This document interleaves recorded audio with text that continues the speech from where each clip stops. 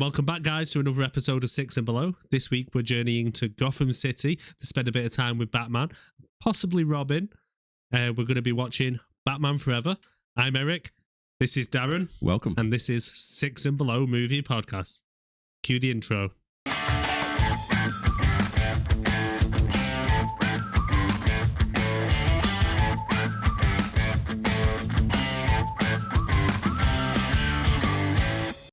If you are new to this podcast, welcome in. And if you're returning, welcome in and thank you very much for watching. Our podcast, if you've never seen it before or heard it before, here at Six and Below, we rate films on IMDb. What I've rated below 6. We do indeed. Yeah. What are the previous ones we watched so far?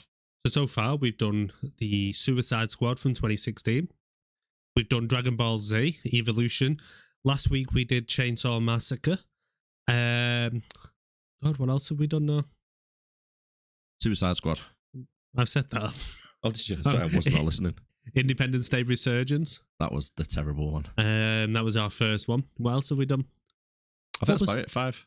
No, we're missing one, aren't we? No, that's 5. Nah, we're missing one. We're definitely missing one. Do you know what? If we're missing one, it was that terrible. Werewolves Within. Werewolves Within. And that was a good one. Werewolves Within. And that was a good one. Yeah, I think that's the only one we got in one to watch at the minute, isn't it? So do you want to tell us a bit about this film, Batman Forever? Yep. Its initial release, it was in 1995, and IMDb is rated 5.4. Ooh. So that's why it qualifies for our podcast. Yeah. It was directed by Joel Schumacher. No, he's done quite a few films, you know. Really good films. Some good ones. Yeah, Lost Boys. Yes, that was the one I noticed. Yep. Falling Down. Yes. With Michael Douglas, is it? Yeah. Great film, I love that one. A Time to Kill. 8mm with, I think it's Nicolas Cage, yeah. Phone Booth, which is terrible, really. I might be on here. That's actually, I think that's about a 7 on IMDb, you know. Is it? Yeah, yeah. I really did not enjoy that film when I watched it. Who's in it now? Colin Farrell. Colin Farrell, that's the one, yeah. Yeah, it is Colin Farrell, isn't it? Is it Colin Farrell? Yeah, rings a bell. The Irish fella. Yeah. Yeah, it is him. It is him. And it's done quite more big titles as well, to be fair. It also stars Val Kilmer as Batman. Yes. Initially, he was meant to be in the second one as well, but he got replaced by George Clooney because his attitude when he was on set. Well, is this one supposed to be a continuation of the first 2 Burton ones? So you had Batman and then you had Batman Returns. Yeah, that is correct. Wasn't he supposed to direct this one? Yeah, so what happened is a little bit of a background into the film with Tim Burton. So the original director, Tim Burton, he approached Warner Brothers with this idea of making a third of the franchise of the Batman. Yeah. And Warner Brothers loved the idea. However, they didn't want him to be the director of it. I don't get why. McDonald's is one of the biggest reasons. Because McDonald's has like a big franchisee, and they were selling toys and like Happy Meals. And if you remember the second one, it was quite dark, kinky, because you had Catwoman dressed up in tight leather. There was a lot of sexual innuendos on that. And then you had Penguin. Yeah. At the end, it was like spewing out black, blue blood thing. And it was like a really horrible thing. So what was happening is a lot of the parents were going to McDonald's, buying the kids' toys, getting Happy Meals, like all these like little penguin toys and stuff, and then taking the kids to go and see it. And then obviously the kids will start having nightmares at the end when they see Penguin, blue blood and Catwoman and everything else. So that was one of the big things about it. Hey, considering though, like we spoke on a previous podcast, that during the 90s when this was released, they used to release like Terminator toys and Alien toys and stuff for kids. Yeah, because Danny DeVito as the Penguin decides to have a bit of black puke. Yeah. All of a sudden, McDonald's want nothing to do with the toys. Here's a funny thing as well. I seen this today, which was actually quite funny because I was flicking through Facebook and there was a couple, the reels were on Facebook with the short clips. Well, it came up with an interview with Danny DeVito on Jonathan Ross show, and he was telling something what happened on set when filming the Penguin scene. So one of the scenes is there's like a monkey. I don't know if you remember the film properly. A monkey comes down and gives him a letter from Batman. Right. So when I don't remember in that film Batman ever writing to the Penguin. Supposedly, yeah, it's something like with a monkey. I can't remember it properly myself because I've not seen it for about 15, 20 years. Yeah. But anyway, before the actual filming started, there was two trainers with monkeys. So one was up at the top of like a rope or something, and one was at the bottom. So they'll make a noise, and the monkey will come down the rope, all cute, hand a little note over because it was trained, right, and then it'll go off. So then Danny DeVito comes along in his full get-up, dressed up like the Penguin, and luckily he had like a fat suit on at a time, so it's got a lot of padding around his arms and legs and stuff. Yeah, and obviously with his face and his hands as well. So they've said he had the thingy hands, didn't he? The penguin hands. Yeah, like doing Spock's. Mr. Spock. Mr. Spock hands, yeah. So what happened was, the trainer said to him, do you want to give it a try? Yeah. No, obviously he's in his makeup and everything. So he's gone to the bottom of the rope, and then this monkey's came down, and he said the monkey just glared at him, and he thinks it might have got scared because it started hissing and making noise, but then it jumped right onto where his ball sack is at the top of his leg, right? And then took a massive chunk out of the suit where his nuts were. He's trying to attack him, and it was literally lockjawed onto his nuts. He's there screaming like, "What the hell?" He's like trying to punch it, knock it off. So the monkey just wanted some nuts, yeah. Literally nuts. Hey, fucking hell. Man, that monkey was probably shitting itself. I'm surprised he didn't throw shit in. Honestly, right, I probably butchered the story. I really have, right? But have a look on it, YouTube it, Danny DeVito, monkey story. It'll be on there. Honestly, it's really hilarious. Anyway, so going back to that, so McDonald's is the reason why we have Val Kilmer in this film. Then no, that is down to Schumacher and Michael Keaton having a bit of a fallout over pay, supposedly. Right. So what happened was, so Schumacher initially turned it down.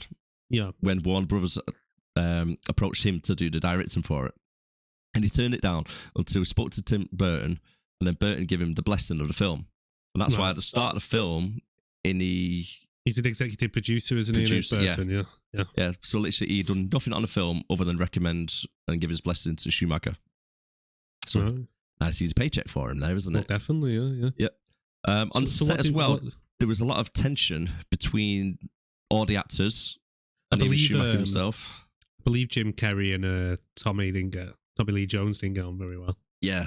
Apparently Tommy Lee Jones went up to him and said, "You're a shit actor, and I hate all your fucking films." Yeah, just called him like a buffoon. Yeah. But if you actually watch this film, the reason why he's doing it, because if you notice, Tommy Lee Jones is trying to play the character, isn't he, of what Jim Carrey normally is, not over the top, eccentric character. I think that was probably more direction of the actual film, because the one thing I took from this film is if it was made nowadays, it would probably be a spoof movie. Yeah, because I think the problem watching it now in 2023, I think half the issue is we've been spoiled with the more gritty, down to earth, real life Batmans. But the films in the 90s were more family-friendly films, less dark, with, well, obviously, Burton's was his version of dark, but he never goes, not like gritty real life, like Batman Begins or the Nolan trilogy, or even, the latest films with Batman and like the Justice League and all stuff like that, It's always, we tend to like nowadays, we like our gritty real life superheroes.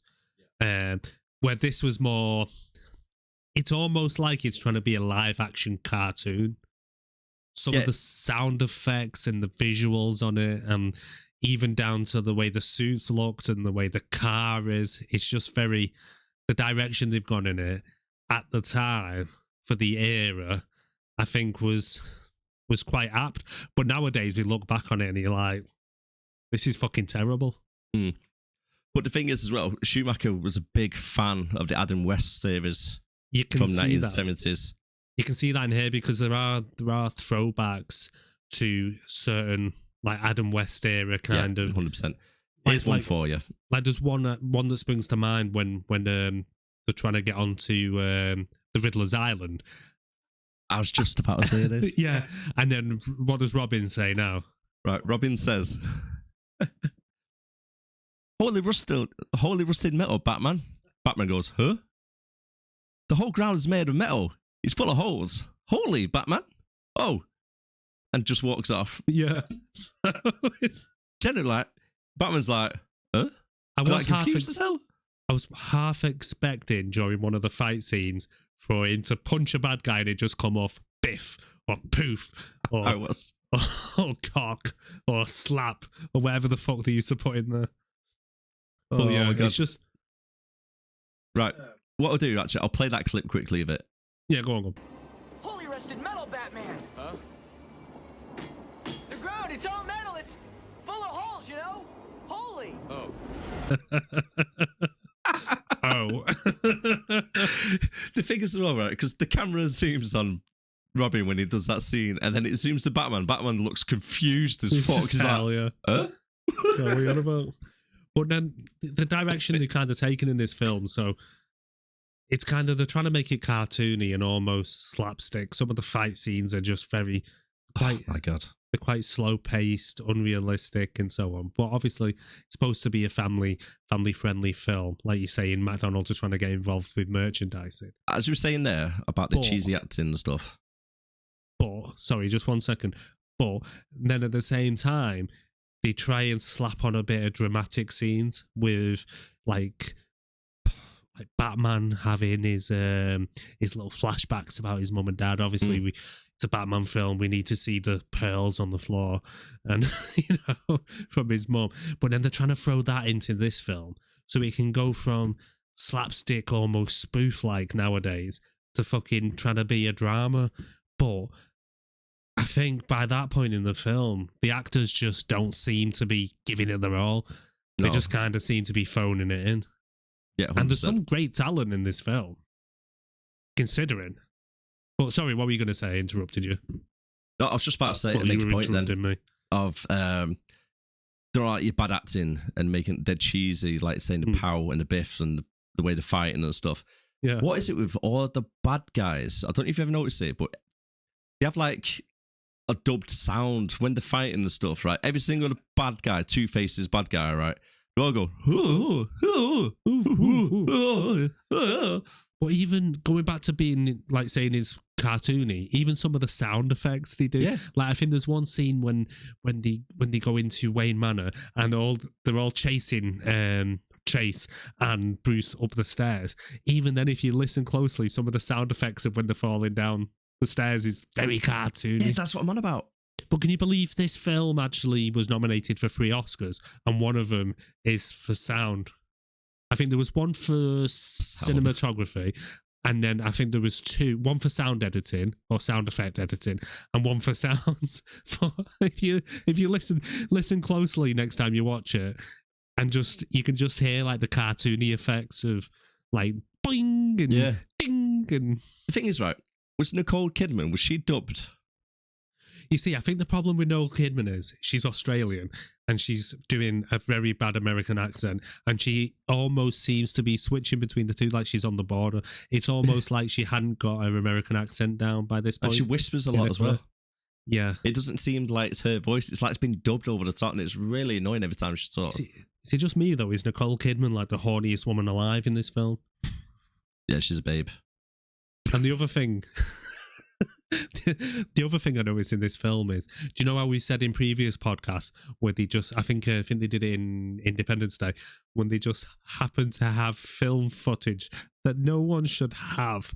Like for one scene when Bruce is sat in his Batcave, and I think he's having a sulk about Nicole Kidman's character fancying Batman instead of him, and then he just switches on his monitor and there's two like videos of Nicole Kidman's character there, and she's just stood there just like not doing anything. It's like, well, where have you got this film footage from? But there's another one as well when you see it's on the news and they're doing a bit of a background story to Harvey Dent and how he got his face, and they've got a perfect shot of the criminal on the stand chucking the acid in his face, him turning around going no, and even Batman running across the stands in his slow motion. That, yeah. And I'm like, who's in the courtroom getting these perfect shots like they know it's about to happen? And how is it perfectly symmetrical on his face? No. I know. There's not like one drop on the left-hand side or anything, or the right-hand side. It's all perfectly on one side. The makeup on his face as well. It's awful. It is awful. It looks like they've just slapped a load of rubber on. Just spray painted him. Why is his hair dyed purple? Was that from the acid, or did you think after the acid? But my face is quite scarred at the moment. I'll dye half my head so it like match with the colour. That's what I mean. It's almost like they've gone half cartoon with his face. Yep, 100%. And then we've got to talk about the neon fetish. Everything in this fucking film is neon. If they can stick a neon light on it, they've done it. That's it. Like even when you see Two-Face's goons and they come out with the Tommy guns, with and neon guns on the drum at the bottom, they've got neon lights. Yeah, and I noticed that. And his goons, the way they fight as well, they just. There's one scene, right? I don't know if you noticed it. There's one of them. It looks like pumped like steroids. Yeah. And he has 2 Assassin's Creed blades on his hands. He starts chinging them together. It's like ching, ching, ching. And he's like trying to show off his fighting ability. Runs at him. Then Batman just sidesteps out the way and catches him over the elevator. And grabs him before he falls down the elevator, doesn't he? And then do you hear him when he grabs him and I think the guard goes, woo, and then gets turned round. Like, it's almost like Batman's just gently grabbed him and thrown him towards another guy. And he's like, oh. Why just let him fall? It's like, have you ever seen, like, you might have to YouTube it, but have you ever seen, like, the some videos of Steven Seagal when he's doing his, is it Aikido? Yeah. When he's doing his Aikido and shit. And he's got, obviously, people there that are just, as soon as he kind of touches them with his finger, they're like, oh, and they fall over. It reminds me of that. Yeah, it's like Batman's just kind of stood there in the middle. Yeah, like, Batman's just stood there in the middle, and the guys will be running at him, and he's just like, because obviously he can't move in this fucking suit. Like, speaking of which, that one scene cracked me up when he's in the bat plane. And Commissioner Gordon stood on the roof. It's near the end of the film. Yeah. And he goes past on the bat plane, and Batman just goes. Like he's got to see him sticking his thumb up.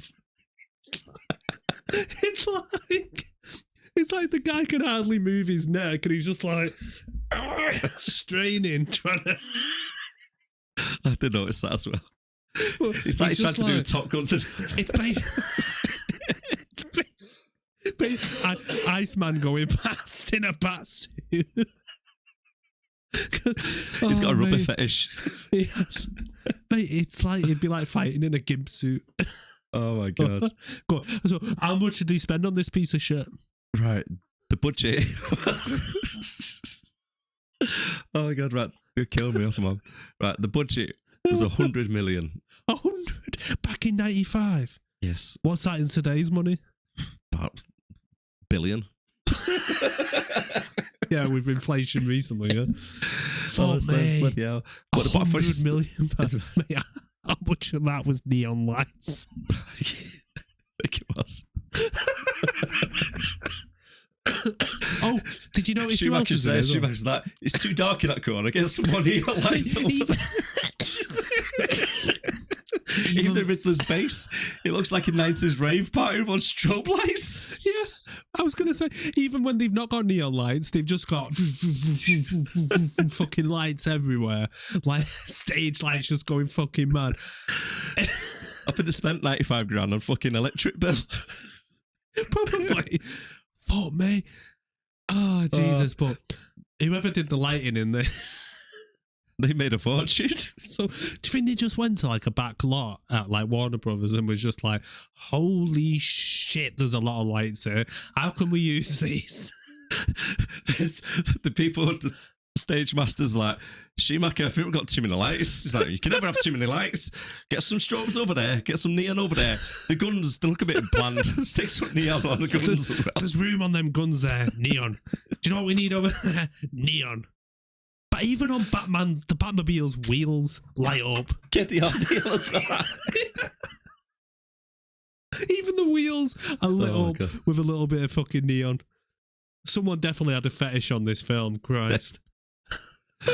But luckily, How much did the it make? box office worldwide was 336 million. 336 million. But like I said before, it's very apt for the series, and the a lot of families would have gone to see this. I know I did. What would I have been? What year was it released? 95. 95. So I would have been 10. So I remember when we mentioned this film last night on the previous podcast. So were you one of them families that went to McDonald's, got the toy then the cinema? Yeah, I was well pissed off when I got my Penguin toy and I went to watch Batman Returns and I'm like, Mummy, the Penguin's puking. Oh, I don't want me toy anymore. Let's write to Ronald McDonald. Oh. No, but yeah. But I remember having fond memories of this film. Like, this was one of my favourite Batman films growing up. When was the last time you actually watched it before today? 1996. Literally. I don't think I've watched it this century. I've got to say that I actually enjoyed it still. Oh no, don't get me wrong. It's a fun family film. Yeah. I'd probably let me watch it with my daughter. She's 7 now. So yeah, I'd probably watch it with her and she would probably enjoy it. But as an adult, I'm being spoiled by the Nolan trilogy and the type of superhero films we have today. Oh yeah. It's my God. Like I said, Spider-Man films. Yeah. Spider-Man No Way Home compared to this. But then you even look at like the Tobey Maguire Spider-Mans from the early 2000s. Even they were a little bit of cheese on toast compared to the ones now. So you always had, Spider-Man, it's been rebooted like fucking 50 times now. Yeah, at least. Yeah, so, but each time it gets a bit grittier and it gets a bit darker. Look at Batman. Look at the last installment we had with what do you call him, Shovelface, Robert Pattinson. Yeah. Like, how dark did they go with that? Literally, the film was dark. It, to be honest. You could hardly see the fucking thing. Yeah. Which one's your favourite Batman? It's got to be Christian Bale.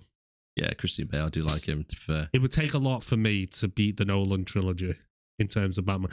The Snyder Cut of Justice League was close, but obviously you had Superman and The Flash and Wonder Woman and everyone in that, so it wasn't really a Batman film.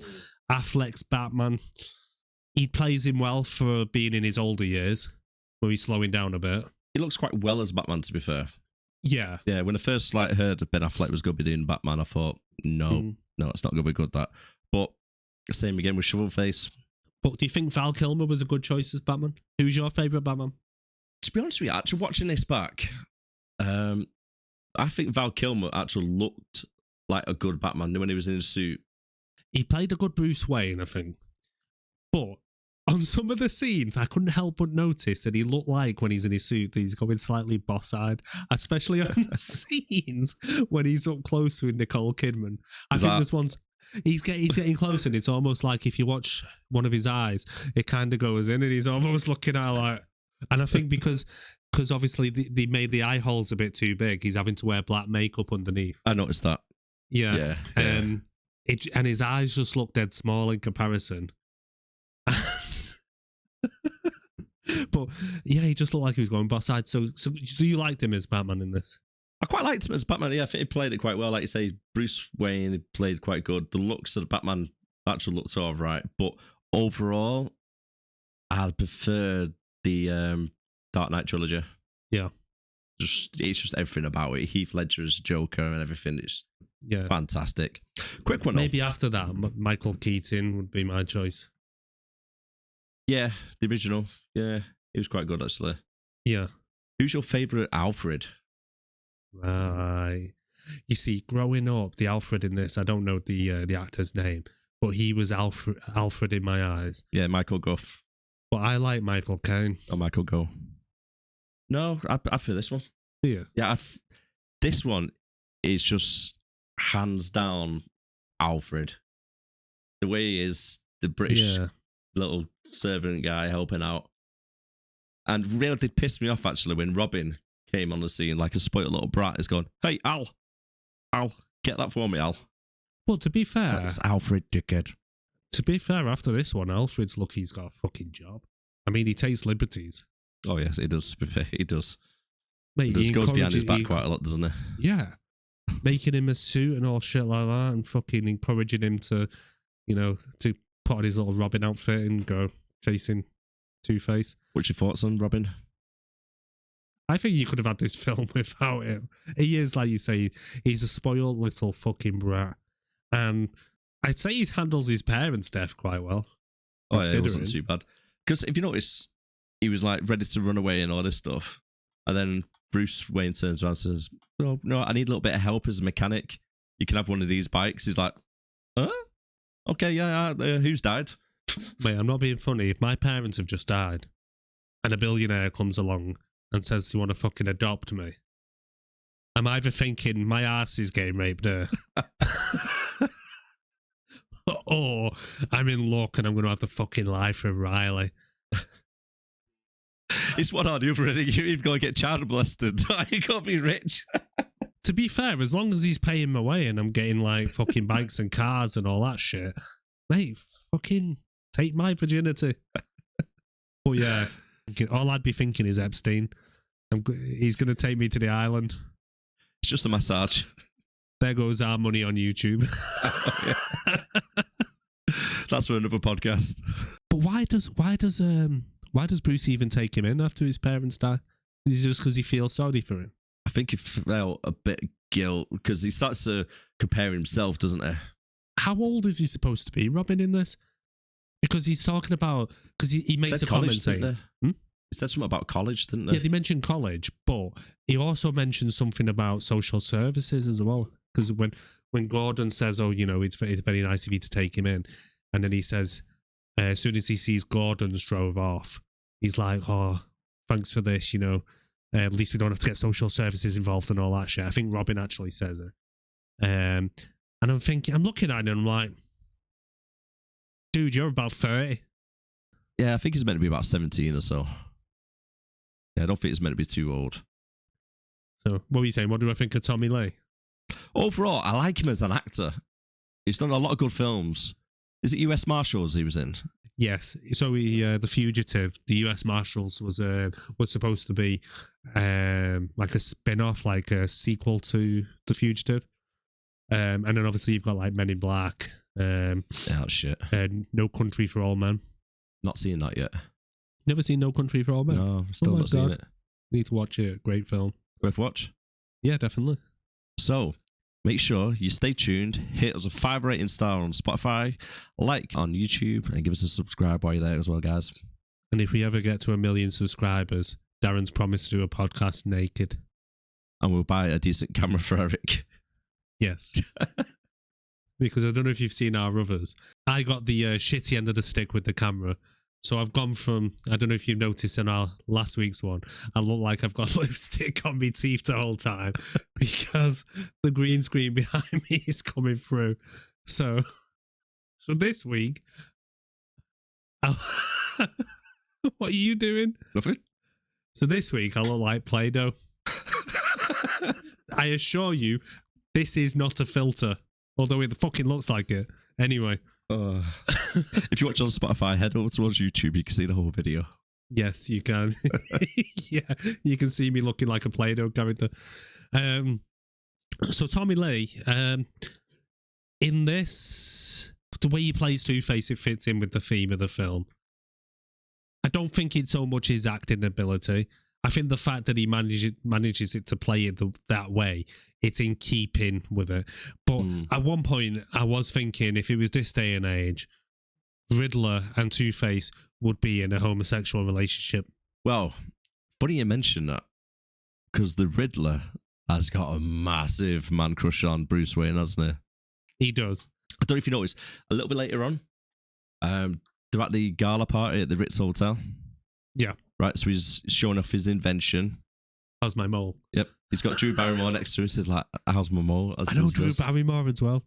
Yeah, very small part in this, really, isn't it? Yeah. Like, extra, only a few lines. Was she that well known? I was trying to think what films she'd been in. Obviously, she'd been in E.T. because she was in that when she was fucking a fetus. But I was trying to think what else has she been in before this? Had she been in anything kind of big or was she Charlie's Angels? Charlie's Angels was like later on in the 90s, almost early 2000s. You reckon? Yeah, I'm pretty sure. It wasn't before 1995 because you had like Cameron Diaz, and Cameron Diaz didn't really get her big break until The Mask, which I think with Jim Carrey again, which I think that was what was that? Was that 94? 94, yeah. It's around that era, isn't it? Yeah. Yeah. But I think first Charlie's Angels, the Drew Barrymore ones, if I had to put money on it, I'd say probably like 98, 99. Yeah, true. Yeah, as I was saying about the Riddler. Yeah. He's got his little mole pointed on. Yeah, sorry, Says yeah. Bruce. He's wearing the same glasses as Bruce, and he's wearing the same suit. Bruce goes over to him and says, like, nice suit. He goes like that. And then Bruce, when he's talking to him, takes his glasses off. Jim Carrey takes his off at the same time. I noticed the glasses thing, but I never realised that's what the mole was about. Yeah. How's my mole? Yeah, because at the start, when we first meet him, yeah, and Bruce Wayne walks in, he's got pictures of him as he's stroking him. Yeah. Got massive man crushes. I talk about that as well, because obviously when he starts becoming to the Riddler, he actually rides up to Bruce Wayne's front of his house on his gates, sticks that big question mark thing. Yeah. Has he not got security cameras outside? Surely he has. And if you notice as well, when he's making his little letter, he's not wearing gloves, so he's going to put fingerprints all over it. Yeah. But what was I about to say? So the other thing that I was thinking about after watching this was the whole Nygma tech when he makes these blenders that you put on. Have you noticed it look like blenders? It's like, as well as neon lights at Warner Brothers, I think they had a room full of blenders as well. Everything's a fucking blender. But when he approaches Bruce Wayne, and obviously with this blender tech and all that, and then he goes off and he starts his own company and stuff like that, I was thinking to myself, well, surely if he was developing that tech at Wayne Industries, then he, in his contract, it probably says somewhere that anything you invent and we fund while we're here is by rights ours, whether you leave or not. So I would imagine in the real world that all that shit that he's invented would belong to Bruce fucking Wayne anyway. True. Because it was developed within his R&D department. It was funded. The research was funded. Yeah, it was done by Enigma, Edward Nygma. But I'm pretty sure, because they make a comment, don't they? Oh, Nygma stocks outselling Wayne Enterprises stock and all stuff like that. Well, Bruce Wayne's probably like, who gives a fuck? Just wait till he gets bigger, because I'm going to take him to court and I'm going to take all that fucking money because I own that shit. Yeah, I own it was copyright. Developed at Wayne Industries, Wayne Enterprises, or whatever the fuck it's called. It's mine. Yeah. Can we just talk about this scene a sec, which we got on the screen? Are we going into the film? Yeah. So on the film, it's just whilst it's playing in the background. Yeah. So the scene is the big vault from the bank vault is being taken out the window by helicopter with Two-Face. So he flies up. Batman escapes the vault by using a hearing aid to hear the lock so he can turn it off. Right. Where's all the acid coming from? Right. It's perfectly upright with a chain on the side of it anyway, so that's wrong. But then the security guard, he climbs onto the top of it with Batman. And then when Batman does the grappling hook scene, the guard has disappeared. So he's disappeared completely. Watch, he climbs out, gets on top. Yeah. Watch. Disappears. Uses a grappling hook. Oh, shit.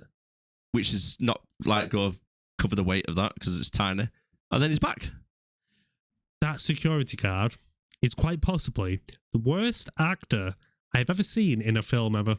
When, at the beginning, he's on the floor and Two-Face is there and he goes, "Are you gonna kill me?" And he goes, your fate's in the coin. And then they're in the safe with Batman. And I think he goes, the safe gets shut and he goes, "Batman, it's a trap." And then he goes, and what does he say now? He goes, "Oh no." Right. The safe closes and he goes, "Oh no." Listen to this bit. This is so annoying. So when Batman cuts the chain, right, listen to this. Batman says, hold on to the security guard. Listen to the guard's reaction. Hang on.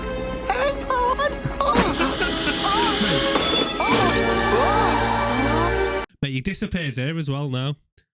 when the safe goes back in, where is he? Oh, right, he's not there. Where is he? Now he's on top of it.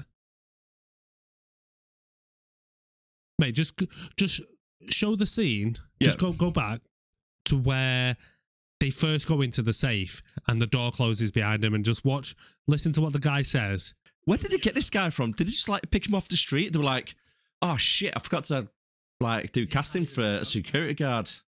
Maybe he was the security guard on set that day, and they're just like, yeah. Play that again. Oh no! Like you said, where does all the acid come from? Yeah, because have they switched the safe out? Is it a dummy safe? And the safe swings perfectly back where it came from. Yeah. And that grappling hook, come on, that grappling hook, right? It looks like it's made out of staples. That's what I mean. Or paper clips. We just need to think of this film as a fucking cartoon, because if we start analysing every fucking second of realism in this film, this podcast will never end. Because we just can't think too much into it. We just need to think, okay, that happened. I know. And why is the psychiatrist always on scene when the crime happens? Mate, first of all, why is she even there? Why has Gordon called her in? She's the worst psychiatrist ever. All she ever does is says, he's a wacko. Yeah. Yeah. And all she fucking does through the whole film is try and shag Batman. She has got a fetish of rubber. She uses the fucking bat symbol to try and get a booty call. She puts the bat symbol in. He comes running along and she's there in a lingerie. Oh, Batman. Oh, is there a little slit in your suit to get your little bat winky out? I'll give you a little bat job right now. Bat job. I'll give you a bat job. I'll make your fucking wings flat, Bruce. Oh, and do you know one thing as well makes me laugh as well? Okay, when they're talking on top of the rooftop, she goes, "Oh, I've got things like for bad boys." And says, "I goes, it's the car, isn't it?" Chicks dig the car. I mean, to be fair, right? I actually like this Batman car. Do you like the Batmobile in this? Yeah, except for the massive fin on the top. I think it looks like the stupidest, most impractical fucking thing ever. I think it looks cool. Have you seen that scene when he goes up the fucking wall? But when he's got a load of Two-Face's goons following him, and he coming up to a wall, and then he presses his little orange switch, and then all of a sudden, Batmobile's fucking half up in the air with flames coming out the bar. Can I say something? Right? Rattles the wall. What the hell is in the cars that Two-Face people were driving? What? Oh, because the way they crash, explode. it just explodes. No, Have they got like just gasoline in like glass bottle jars next to him? They must have. Or one of the guys smoking in the back. Because I thought that it's like massive fucking fireball, and when you see fucking Batman driving up the side of the building, none of the windows are smashed. All the neighbours are there like that. Oh, Batmobile. No one's just noticed that massive explosion at the fucking bottom. My God. Supposedly, right, Schumacher said, I want to get a scene where the car goes at their own, and then somebody said it's not like physics. No, it's not very possible. He goes, I want it done. And that is why I've done it. Someone actually mentioned physics in this. Supposedly. But my God, when because originally he didn't want the grappling hook on it. He wanted it just to fly up the wall. What's with Batman's rocket boots? I think 2 or 3 scenes in this. He's going up a wall, and then all of a sudden he presses a little button on his suit, and he's got fucking rocket boots going up. I've not noticed that. You not notice that? It's like Iron Man style. No, but coming out the back of the boot. So it's like just like a little fucking rocket coming out. I'll try and find a clip with it on. No way, that's crazy. But he has a fucking button for everything. Even when he like when Two-Face is trying to burn him alive with the gas, and he puts his little cloak over and he presses his little button, and the cloak turns. I don't know what the cloak does, but it protects him from the fire. It's probably like fireproof his suit, other than his chin. He's made of rubber. It would have just melted. But he's not the only one with a magic button. Little the Riddler's stick, especially like when he goes into into Wayne Manor, and he's just like, where's the entrance? Boop. There's happens the door. To be outside the one door out of 25 doors that are around him. Yeah, and that's that. Then he's going around and he's turning shit on with his little stick. Like, all right then, magic buttons then, yeah. Have you noticed as well the Riddler basically just invents 3D TV? I put that in my notes. I put that down. I was thinking to myself, like, what year was 3D vision invented? It's like, what do you mean? I assume you mean in a film because we kind of always had 3D vision. yeah, in films like on TV. I was thinking, have they actually like invented a new technology here without realizing it? And then somebody's watched this and gone, that's a good idea, you know, I might coin it in myself. Do you know, like when Avatar and shit was released and like 3D got dead big in cinemas and stuff like that? I used to love them YouTube videos where people would go up to people and go, if you could see in 3D all the time, would you? And they'd go, oh, I don't know if I'd want to always see in 3D. Like, you fucking moron. I just like 2-dimensional. Yeah. I'd like to keep it 2D, please. Maybe one day. Well, yeah, he basically invents 3D TV. Yeah. Talking about him though, with the Riddler, this scene at the moment where he's just killed his boss. Yeah. He just threw him off the chair, out of the Did off you the see side. the suicide note? I was just about to say that. How bad is this scene? Literally, the Riddler gives the note to the police and it actually reads, to whom it may concern, this is my suicide, goodbye cruel world. And then the police actually up and go, yeah, it's pretty cut and dry, that, definitely suicide. The fuck? You do not want this police commissioner or this police force anywhere near real life incidents. Yep, definitely a suicide. I think it says at the top, doesn't it? It's got like subject, my suicide. That's what I mean. I had to pause it. I paused it and went back. I was like, have I just read that right? But when he does push the guy out the window on the chair, how weak is that window? Yeah. And what's with the fucking dam at the bottom of Wayne fucking Tower, or whoever they are? He pushes him out and there's a full-on fucking waterfall. But when it's hanging over the edge, right, he must have been hung up by his helmet.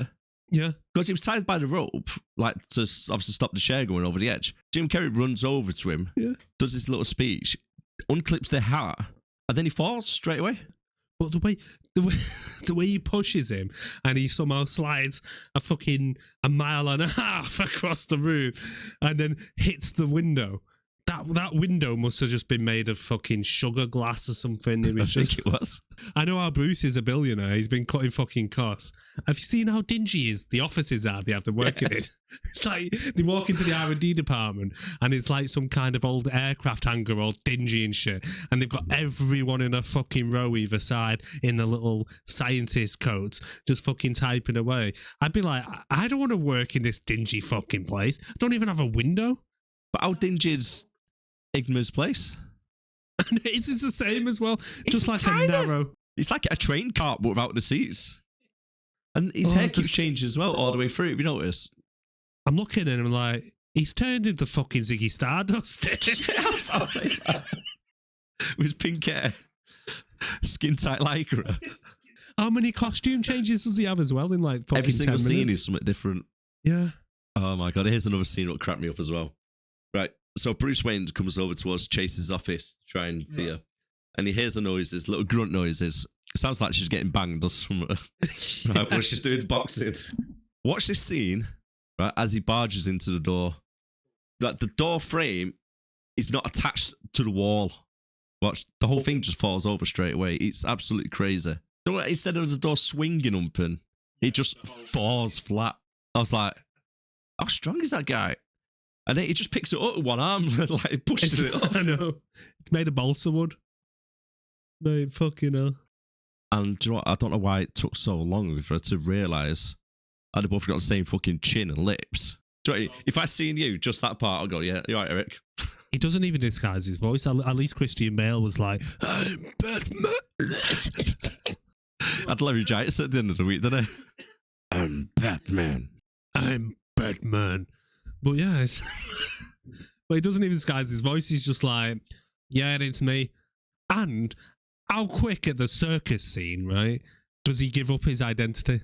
All the way through the film, he's trying to do it. He's desperate to tell someone he's fucking Batman. Isn't it? He's getting to represent the burden. It's like that. He meets Chase like 3 fucking times, and then he's like, Alfred, I've never been in love before. I'm gonna tell him my secret. But he's like, Alfred's like, do you want me to get rid of your rubber gear? Or your gimp suits? Maybe that's how he started out, you know. Maybe Bruce Wayne started off in a gimp suit, and he's like, someone spotted him, and he's like, what are you doing, Bruce? He's like, I'm a superhero Batman. I've got to stay with it now. but like when he's like rides him round to the house, and he's like, I need to tell you something, and it's like, I'm gay. That's what I thought he was gonna say. I've got a foot fetish. I've got a foot fetish. I hope you like rubber, bitch. Can I smell your feet? Bruce, it's our second date. No, this is what Do you he's like done. rubber? He's like, Chase. What about skin tight latex? I spent billions of my parents' dollars putting neon all around this city. trying to brighten the place up a bit. I hope you like black rubber and neon, bitch. Just don't tell HR about the working place. But then on this circus scene as well, like Two-Face comes in and he has the most cartoonish fucking round bomb with a big fucking timer on, and he's like, one of you must be Bruce Wayne. No, one of you must be Batman. Sorry. Yeah. One of you's Bruce's Wayne. But Bruce's Wayne. One of you's Batman. And he's like, fuck it. Harvey, I'm Batman. Oh, no one can hear me. Oh, maybe I'll fight then. Why not fight first? Right, how weak are the guards? Even Robin, who is like 10 stone piss wet through, he flicks some of the guards and they fall over. They get knocked out straight away. And then another thing, where are they hiring them as well? No. It's like a job advert like for goons who just fall over, but they're steroids. Mate, it must be. I think they just hire the same people over and over again because they all have to wear their masks, don't they? They all have their own little uniforms. Yeah. They've got to have great health benefits though, haven't they? Because the amount of times they get knocked out and get concussions and stuff. They go to Two-Face like, I've got a doctor's appointment next week. I've got a concussion. Could you imagine, like, well, so where do you work? Oh, I'm actually a goon for Two-Face. Oh, I seen you in your uniform the other day. What's he like as a boss? He's a bit nutty, but he pays well. I've seen great benefits. I've seen that scene. I think it's Family Guy where they have like a James Bond villain or something, but like one of the goons. And he comes home from work and the wife's like, oh, how was work today? Are you okay, honey? And then he gets killed, and then it's like you see on a gravestone, he was like a Family Guy, loving, protecting father. I mean, how down on your luck must you be to go and work for like a psychopath like fucking Two-Face? But the thing is, though, as well, I thought that was a serious question. What? I thought it was a serious question. I was thinking, why would you? Why? Why would you go for work for someone like him? Why would I can't remember what I said now. I'm just chatting shit. But the thing is, though, as well, is like there was a whole thing about in the first 2 of these films, Harvey Dent was played by Billy D. Williams. So that acid did a hell of a job on his skin, innit? He's gone from Lando Calrissian to a bit of acid in the face to fucking Tommy Lee Jones with a purple head. Fucking bleached him. With half a purple head. They fucked him up so bad he changed race.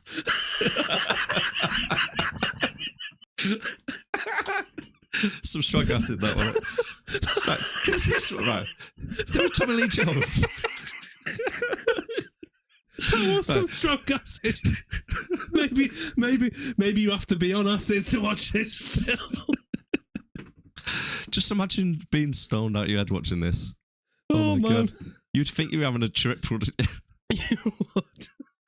Right. Can I say something about Tommy Lee Jones as well? Yeah, go on. How old is he? What, in this or in real life? For the last 30 or 40 years, right, this is nearly 30-year-old, this film. Yeah, I couldn't believe that. He looks 65. He's always looked 65. That's what I mean. Whatever film it is, whatever year it is, he looks old as fuck in every single film. Like he's due for retirement on every single film. Well, I don't think the makeup helps in this one, to be fair. he looks like he's been in a science experiment and he's been spliced with fucking Barney the dinosaur. Who the fuck makes his suits as well? Two-Faces. I think he just buys a suit he likes, 2 suits he likes, and he's like, cut them in half, sew them together, go on, chop, chop. With flips at heads and tails. Mate, when he dies at the end, imagine being killed because someone throws some fucking coins at you. I know. And Bruce Wayne's a billionaire. There's no way he's carrying coins. That's... He's robbed the homeless guy around the corner. It's probably the first time he's held fucking coppers in his life. He has everything in his suit. Oh shit, that guy's got coins. Oh, I've got some coins somewhere there. One sec. Oh, this pocket. Jingle, jangle, jingle. Boo! Throw some fucking coins in. I'm just going to throw a spoiler warning out there for this as well, in case people are not seeing it. Yeah. How he dies. If you've been living under a rock for 30 years and you've not seen this film. But like I say, I think we've been spoiled by the latest Batman films. But back in the day, from what I can remember, this was a class fucking film. I still think it is a class film. Based on the fact that it's a comic book character. It's supposed to be like this. This is how Batman's supposed to be. Fucking not too serious. Why so serious? See, Heath was even telling us in the film, Heath Ledger as Joker, he was saying through it all, why so serious? Maybe he was talking to Christopher Nolan. We've got to discuss Batman suits because they seem to get progressively worse up until the Nolan films, especially when Clooney's one with the nipples. Val Kilmer's got nipples. Has he? It started with this one. He's got nipples? Yeah. Show me the nipples. Oh my God, right. So I didn't realise that at the start as well. But when Chase grabs his chest, I was thinking, she's one horn dog here. Did he go hard? And he's got nipples. Did the nipples go hard? I think they're hard already. I think it's like permanently hard. Mate, the thing, right, because Chase is fucking all over Batman. She wants a piece of that giant rubber dildo. Oh, yeah, 100%, mate, 100%. What happens, do you think, if Batman gets a hard on in that suit? Do you think he's got room for it? Can you see it there? The little what, nipples? It's hard on? Oh. Sorry, mate. I'm not being funny though, right? Some of them scenes when she's getting right up close to him and shit like that. If he's not growing in them pants. I just love the way she whispers. She's like, I love a man in a black rubber suit. She's definitely got a fetish for gimps though. Oh, yeah. 100%, mate, 100%. But, talking about suits, did you notice when he was getting ready in the new prototype suit? What is with the arse shot? It zooms right into his arse cheeks as he like puts his pants on. Just this put it all on that ass. But it kind of hovers. I don't know if it's just because it took me by surprise, but it seems to be just seems to be there for ages. Just the ass in the screen. But oh shit, yeah, he's got nipples. Oh shit! Full on nipples though. Full on fucking nipples. But I thought it started with George Clooney. I thought it did. Yeah. So on the scene when she's on the rooftop, when she comes down in the lingerie to like set him up, she grabs his chest and then you can see like a proper perfect zoomed in image of his nipple. Just in case you're wondering out there, looking at about 18 minutes and 30 seconds, give or take. So if you fancy seeing a bat nipple, there we go. Mate, but if you see in the opening scene as well, speaking of the bat suit, yeah, when he's getting ready there and he starts walking up the stairs, you notice he's wearing high heels. He's got high heels, kinky boots on. Oh, it well and truly has, mate. I mean, Alfred as well, right? Talking about suits. How good of a tailor is Alfred? Oh, Jesus fucking Christ. Robin's suit, bearing in mind, right? Robin has been at the house less than 2 or 3 days. Yeah. Weeks tops. But yeah, Alfred has managed to get a full custom latex rubber suit with nipples included, I think. Robin does not. Show me Robin's nipples. There's got to be on there, mate. While as well. we're waiting for Robin's nipples, though, Jim Carrey's character in this, I just got the feeling that he was basically, do you know, you've seen the Cable Guy. Yeah. Imagine if the Cable Guy became a supervillain. Because basically what he's doing is he's trying to broadcast 3D TV via brainwaves into someone's house. Cable, yeah. Cable. That's a good point. It's ace. Talking about Jim Carrey, though, I do really enjoy this scene where it's near the end and he plays like a game show. It's like, who do you want to save, Batman? Do you want to save little boy or do you want to save the lover? Yeah, he has them both in tubes, doesn't he? But the way he just makes that out into be like a game show and stuff, it's just so good. I love as well, like, when they're going out and he's like, so they come into Wayne Manor, don't they? And they kidnap Chase and take him back to the lair. But the thing that pissed me off as well, right, is Bruce gets shot. Well, he gets a little graze on his head and he falls down the stairs. I feel sorry for fucking Alfred. He's like fucking 80 years of age. Where is he at that scene? Well, they come in the house, don't they, pretending to be trick-or-treaters, the Riddler and Two-Face. Yeah. And fucking Riddler smacks him across the head with his cane. Yeah. When Bruce wakes up, Alfred's fine and he's waiting on him because he's got a little boo-boo on his head. Fuck me. I'm talking about Batman, right? But apparently, that was supposed to be a deleted scene. Well, there was a deleted scene where apparently Batman woke up from that gunshot wound and he had a bit of amnesia. And he has to be reminded of something that he was Batman. I think he was cut from the film, but I don't know what they were planning with it. But there's the whole thing with the diary as well, wasn't it? Yeah, it's the scene with the red diary. Yeah. Because his dad has a diary and he writes in it every single day. And the scene what was cut out, supposedly saying that he wanted to go to the cinema, or the pictures, like a week later. And Bruce was kicking off, and that's why they had to go on that night when he got killed. So then when Bruce wakes up or goes in like a little trance, he says, I killed them. So Alfred turns around and goes, what are you on about? You didn't do anything. You didn't do fuck all, Bruce. And then he goes, you killed them. You killed them. How do you defeat Val Kilmer's Batman? Chuck a rose on the floor. Fuck me, see how much he spazzed out? That scene when him and Chase are getting all fucking nicey and he's trying to come out to her. Pure panic kicks in. Yeah, and she knocks the rose off the table and it falls on the floor and he's like, not the rose! Ooh. And then starts having a fuck on mental breakdown. Oh, but right, it's really annoying as well when I was watching it, is how many traps does Batman fall for? Oh my God. Right? You got the vault in the bank with the security guard. And then later on, Two-Face jumps down like a manhole. Batman just goes straight down it. It does like a water slide, doesn't it? Yeah. Then he gets burnt. They pull the tube up to it only before he could jump into it. Yeah. And then the Riddler gets him again near the end. Yeah. When he's Bruce Wayne at the Ritz party, he says he's turned it off and he walks in and Drew Barrymore turns it back on. Oh, yeah. Okay, I think we've talked enough about the film itself. No, just skip to the awards. I don't know. Have you not got anything more to say about this? Not really. I think we pretty much covered everything. Yeah, go on. We'll skip to the awards. Go on. So if you are new here, every single week on each film, we give our own awards out. So we have the best actor, the worst actor, the best character, the worst character, and 3 best bits about the films that we liked. Whether that could be the character, the actor, or the scenes, which it is. And then at the end, we give our personal rating. So if you want to play along with this, let us know down in the comments.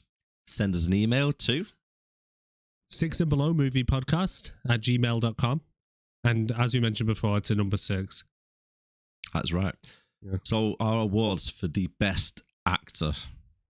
One. Do you want me to go first? Best actor. Yeah. Ooh. Alfred. Good shout. I don't know. Let me give you my reasons. You got Val Kilmer, right? Good actor, but he did kind of phone this in. He was all right in the dramatic scenes and so on, but I don't know. He just felt like he kind of phoned it in a bit. I did like him as Bruce Wayne. As Batman, he was a bit stiff, but I think that was mainly the suit and the nipples. Nicole Kidman. Yeah, she was good, but she needs to work on her accent. Why they just didn't make her Australian or something, I don't know, so she could keep her accent. Probably would have made more sense. I mean, I'd never come across the character before, whether she's from the comic books or anything, but she was just wet throughout the whole film.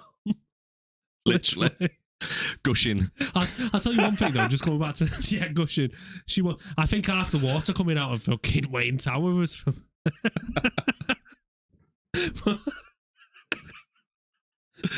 but definitely, she's got a fetish there, and there's a lot of fetishes in this film. But I will go back to one scene when she asked Batman to come and meet her at midnight. And he gets there and she's all naked in the bed and stuff, and she goes to meet him and then she kisses him and she goes, I think I'm in love with someone else. I've met someone else. And then Batman turns around and gives that big smile. Motherfucker, if that was me, I'd be running fucking downstairs, getting out my Batsuit, getting into me fucking Bruce Wayne suit, running back up and going, you alright, Chase? I'm just passing by. I'd be like, let's fucking do this. Let's do this now. But Chris O'Donnell as Robin, he could literally pick a fucking actor. It could have been anyone. You could have done a better job as Robin. Yeah. Didn't really need to be in the film. I think at this point in the film series, they were like, let's introduce Robin. Let's introduce a new character. More merchandise and toys to sell. Well, it is. That's why you had the Batplane and the Batboat literally in the film for about 30 seconds, but they're making 25 million off the toy sales for kids. When the Batboat comes out, I was watching this film with my wife. She goes and it comes out of a tube into the water and flies in, and I said to her, how are they going to get that boat back in?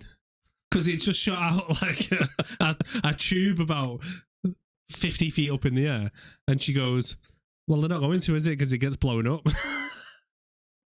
That's true. And then when they fly in the plane out, he has to fly through all these fucking these turns through this fucking tunnel and all this shit. Jesus Christ, better fucking planning.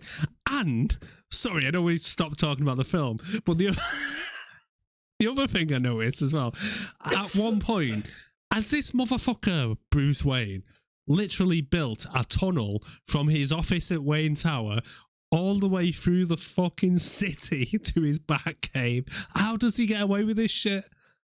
Surely when the contractors were building it, they'd be like, why have you got this big tube? And do you know this as well, right? Talking about that scene. Right, he was on a chair, right, but folded down. Right? And then when he comes out of it at the end, he's in like a coffin. I know. How did he get inside the coffin? I know. He even has a video chat with fucking Alfred whilst in the coffin, flying through the fucking tube in the city. But who's building all this shit for him? I think he killed the contractors afterwards. He must have done. You can't know our secret. They're like, what? Maybe he just didn't fucking pay him and he went to work for fucking Two-Face. Yeah. We're going to get that so much. Yeah. That's what they're roided up, mate, because they've all been like digging these tunnels. That's it. Fucking Bruce Wayne's ex-contractors. Oh my God, right. Just imagine in real life, there was a superhero going around doing stuff, and it turned out it was Elon Musk. He's already digging tunnels underneath LA. Well, anyway, what was the question again? Best actor. Oh. Alfred, fuck it, Alfred. Okay, I've gone for Jim Carrey. Really? Yeah, I think he just plays a psychopath really, really well. You know, someone who's mentally unstable. You believe he's mentally unstable.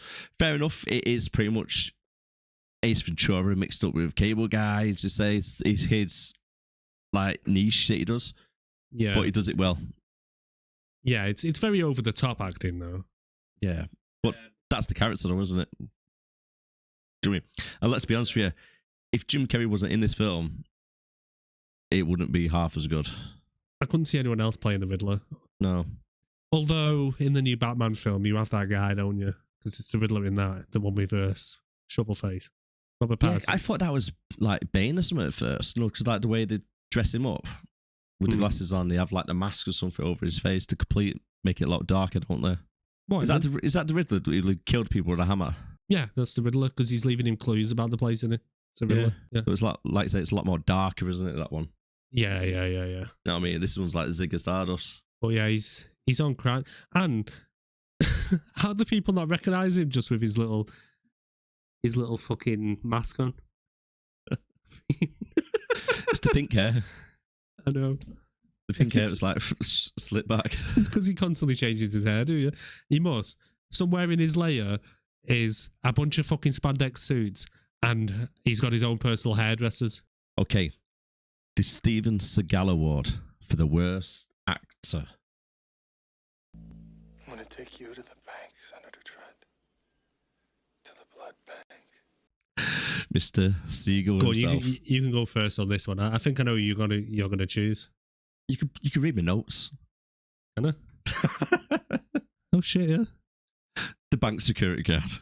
Fuck off, that's mine. You can fuck right off, it's in me book and everything. You know. Yeah, he.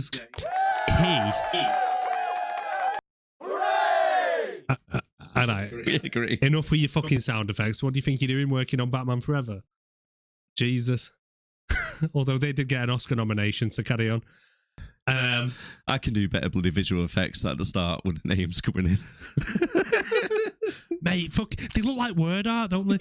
when the film opens and it's got Jim Carrey, Val Kilmer, it's even like Mrs. said it looks like something you'd on your YouTube channel at the start.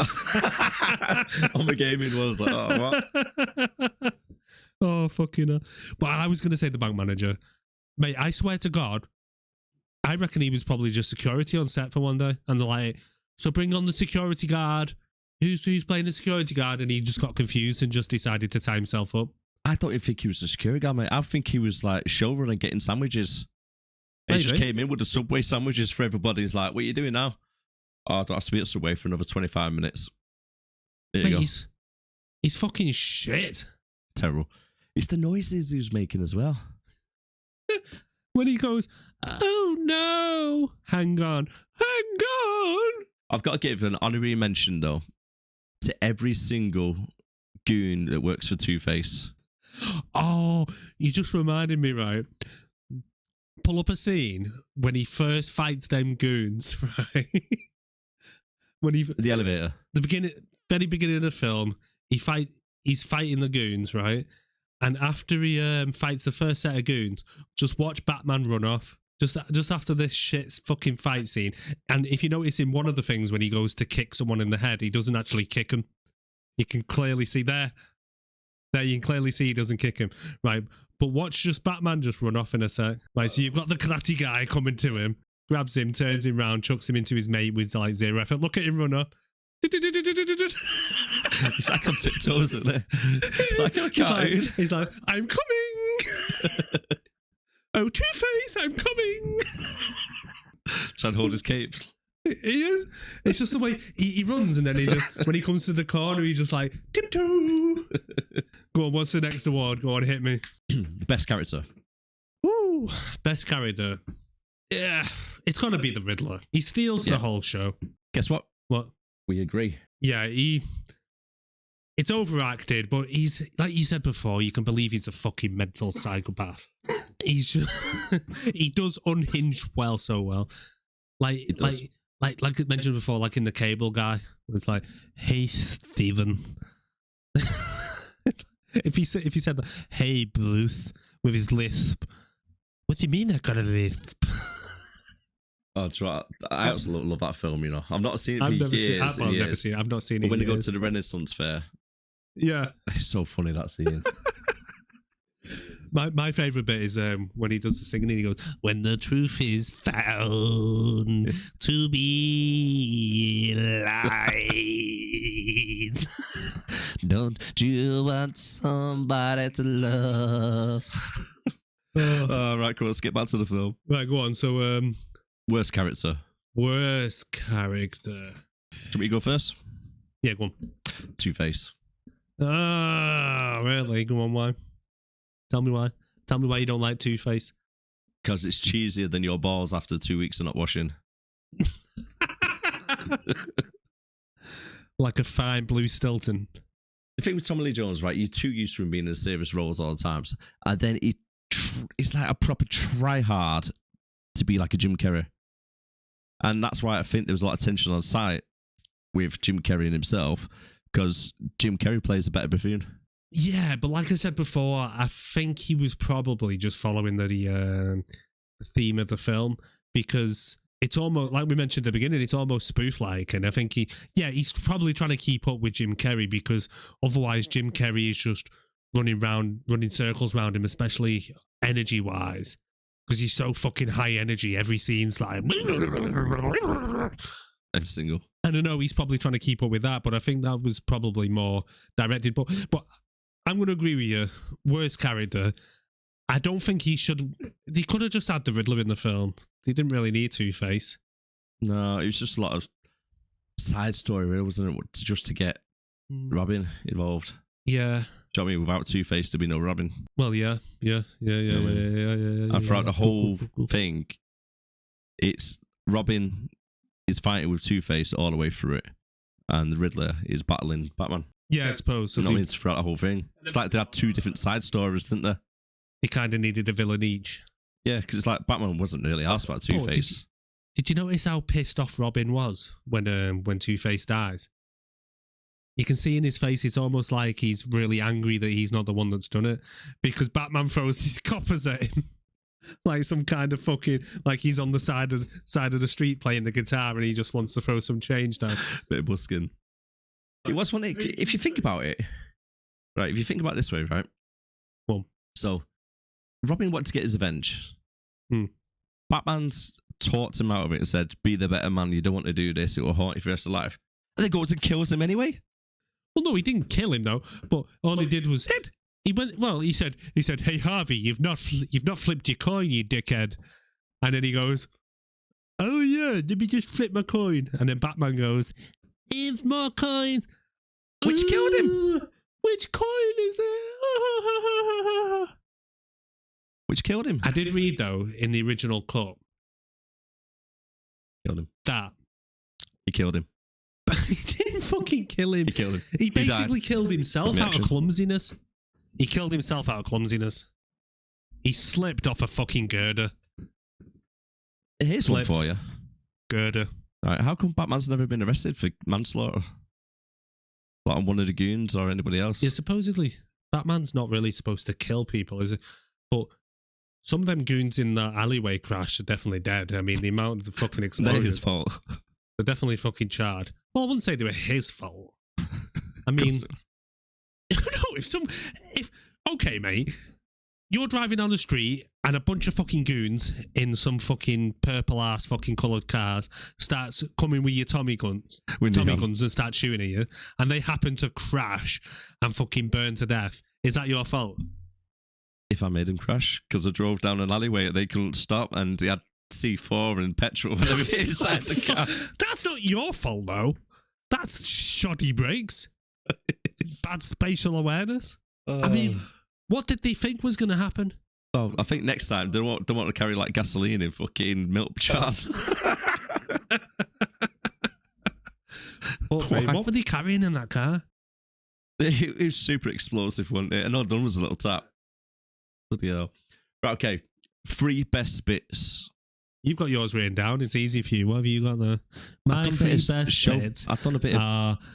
when the Riddler plays a game show with Batman. That's my best bet. You can't just read it out my screen. Go on. Sorry. So, as you said, when the Riddler plays a game with the Batman. Yeah. But the thing is, right, I was quite struggling, to be honest with you. Because overall, it's a good film. right? It's a good family film. It doesn't hold up the best at this day and age, but back in the day for when it was released, you know what I mean, it was a really good film. Yeah. I still enjoyed watching it. I'm not gonna lie.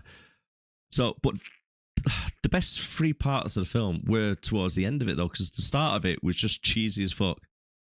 Yeah. And there weren't good scenes overall. Do you know what I mean? There might have been one or The two whole little opening bits. scenes, yeah.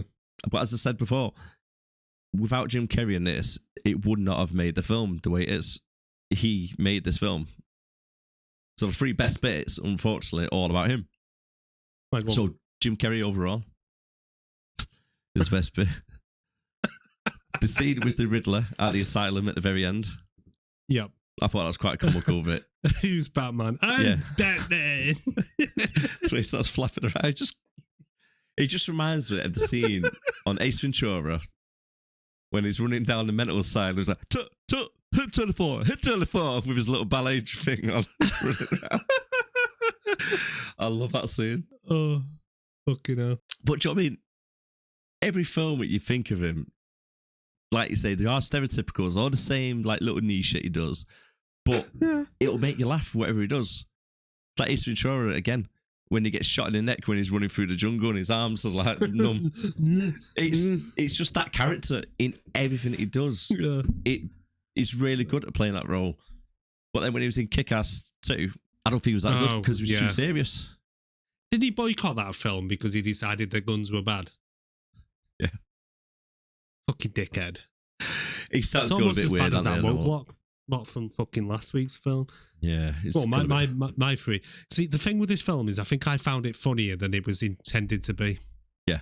I think, like I said, I think we've been spoiled by the recent Batman movies making it gritty and stuff. So it just makes this seem so fucking slapstick and spoof like. It's fucking. But I love the scene with the suicide note. The whole thing about the suicide, right? It's a clear-cut case. I just found that hilarious. The other scene I found hilarious was when Alfred and Bruce are trying to figure out the clues from the thing. The way they kind of they come up with it, you know, when they're like number 18 and number 3 and number 4, and it stands for mystery. And what's another name for mystery? Enigma. Enigma. We've got it. And it's like, fuck off, you didn't get that. It's just cheesy as fuck. It was proper cheese. But then when he walks off and he says, I think that suicide video was probably altered. And then I think Alfred even says off the bat, he says, oh, you're smarter than people give you credit for. I just thought that was really funny. It was really cheesy and really funny. And then, what was the other bit? I thought I keep mentioning it. The fact that she uses the bat signal to do a booty call. I think that just made me laugh as well. Because I'm just like, because I never noticed it as a kid that she's fucking stood there in black lacy fucking lingerie waiting for Batman to arrive. As fuck. Yeah, and she's like lowering it, and he's like, "Oh, it's not a beeper," and it's like, "Batman, just fuck her, man, just get it on." I bet at that point he was thinking, "Fuck, I knew I should have put a zipper in these pants." Fucking hell, I'm gonna kill Alfred. How does he go for a piss?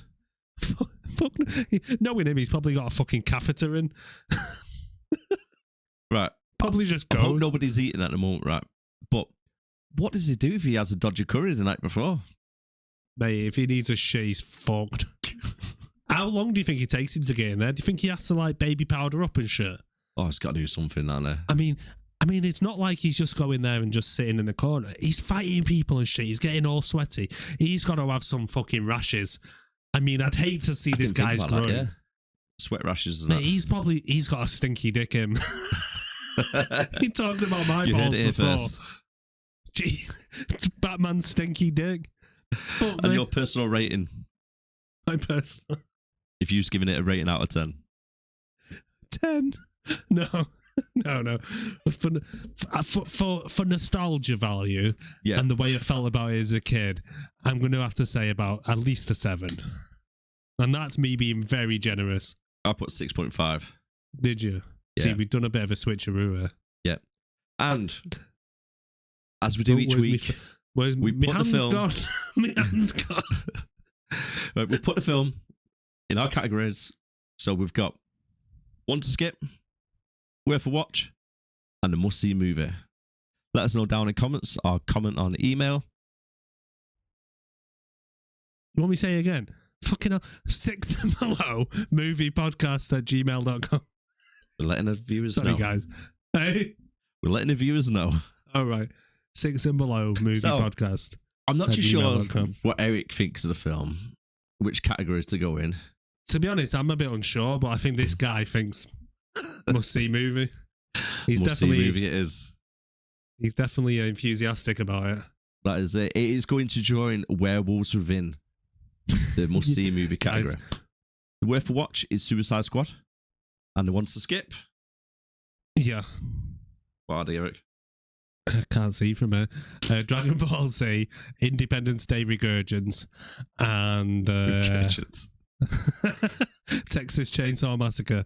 Definitely ones to skip. Do not watch them film. But this one, please watch it. Don't take it too seriously. It's cheesy as fuck. If you're looking for just like a Sunday afternoon, cheesy as fuck hangover movie that you don't have to take too seriously, it's an not easy too watch. gritty, and you've got the kids about, just fucking watch this film.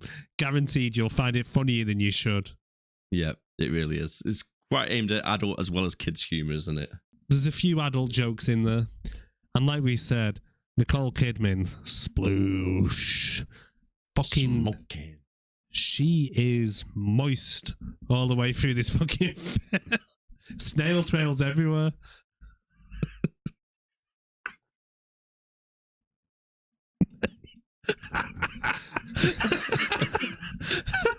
You had to cut that bit out. So I'm not cutting this bit out. You can fuck right up. Snail trails everywhere, mate. Snail trails. Right, can I just say as well for the people who are watching on YouTube? Yeah. No. This picture here of Nicole Kidman on the movie poster for Batman Forever. Why is it like her head is just photoshopped hovering there? I could try and point to it, but my arm disappears. It does look like she's photoshopped in. Give her a kiss, Darren. Is it there? Yeah. Pretty much. Do it again. Do it again. Do it again. Oh, come on, the animal kill me. She'll see this is cheating. Sploosh. But anyway, I think we need to wrap it up there, don't you? Okay, thank you very much for watching, then, guys. And Thank listening. you. Yes, Really we really appreciate appreciate your support. Again, please like, subscribe, recommend to friends. You know the script. Tell your grandma. Tell your grandma, yeah. Maybe, I don't know. I don't think your grandma would probably appreciate this. What's the trail? Unless she likes the Eric? thought of Nicole Kidman being wet. Mate, she has got a fucking wide on for Batman. She's a proper stalker. Proper She stalker. is. Mate, fucking hell, she's almost as bad as fucking the Riddler. Yeah. I think they're fighting each other at one point, weren't they? He's mine. I wouldn't No, be it's mine. surprised. You go in and check her fucking top drawer. She'll have a little black dildo that looks like a Batman. He'll have the Well, it's like the rabbit. The rabbit hits the bat ears. It'll be like this, Mike. Oh, shit. Like this, Mike with bat ears. Let me have...